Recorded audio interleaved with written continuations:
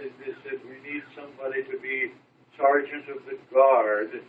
He must be able to read and write. I said, what?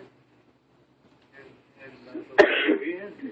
And so they picked somebody just to be sergeant of the guard. I was corporal of the guard.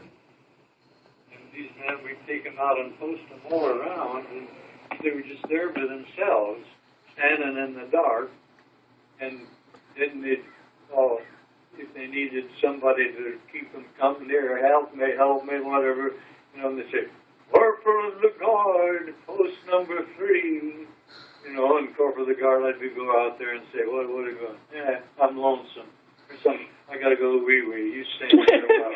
You know, and so, but I didn't do much in the Army except I was a good marksman. So you went through basic training. I went through basic training. Oh, and they said, went up to Seattle, Fort Lewis, Washington. And then when we got through with that, they said, now you have a choice between engineer, Corps of Engineers, or medical corps. And I thought, well, engineer would be fun, be out build things, so I put down I'd be Corps of Engineer.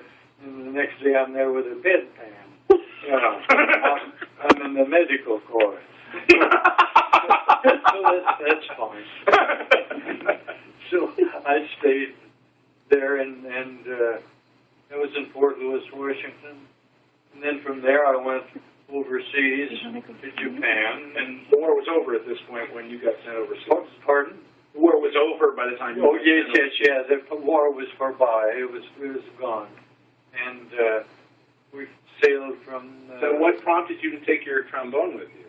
Just for the heck of it? How did you take your trombone? Why did you take your trombone? I don't know. Why not? No, I can't live without it. Yeah, well, I mean, it's surprising an expectation that the Army would tell you what you could have and couldn't have. I know.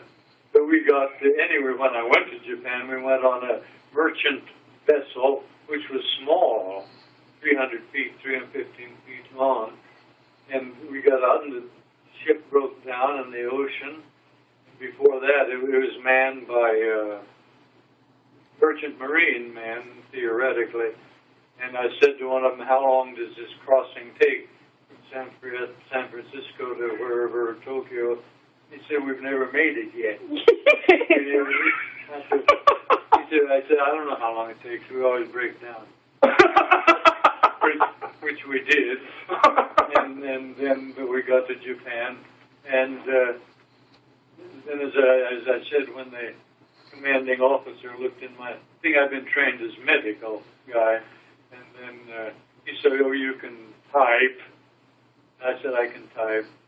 So I became clerk typist, and I was promoted to private first class, and they sent me to clerk typist school in Tokyo, Yokohama. And by the time I got back, all these people were promoted. I know, and they literally could not read it or write, hardly, some of them.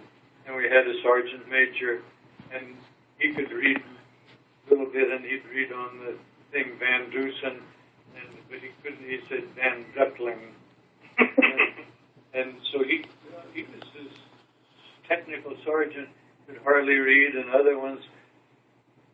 And I'm serving under all these people with a high school education, me, which was like having a doctorate from Einstein or something, you know. And then when I got there, they made me clerk typist, so I was no longer in the surgical place.